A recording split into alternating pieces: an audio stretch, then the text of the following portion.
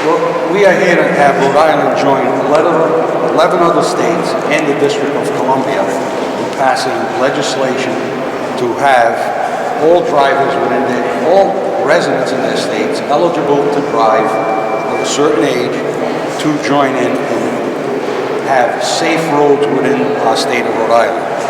The most recent state that passed legislation similar to this is Connecticut, which was passed last year.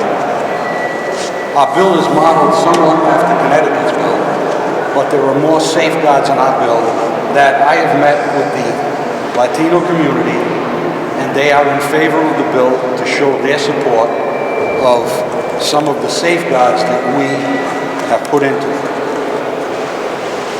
A friend of mine called me early this morning and said, you got to listen to the talk show because they're ripping you apart.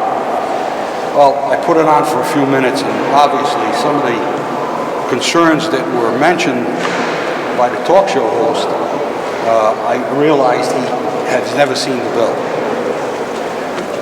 One of the concerns was that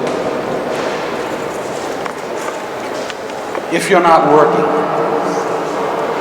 or if you want to come to Rhode Island, you're going to get a driving license privilege. Yeah. The bill is very specific with these safeguards. One, you have to be a resident of the state for 2 years.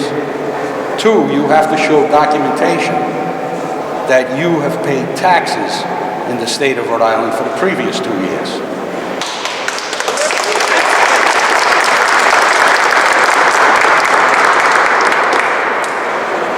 Similar to the bill in Connecticut, if you are a felon, you will not be entitled to get a driving license privilege. And that's something that was a sticking point last year, but the community has come forward and has agreed to it. One of the other safeguards that we have is that the concern was, although it's not used for ID purposes, everybody asks, show me your license. Well, the license in accordance with the Real ID Act is going to have specific wording on it that it is not to be used for identification purposes. In addition to that, most people here, unless they have a CDL license, have a block where information about your height, age, and weight is in blue. Mine happens to be a CDL license, which is in green.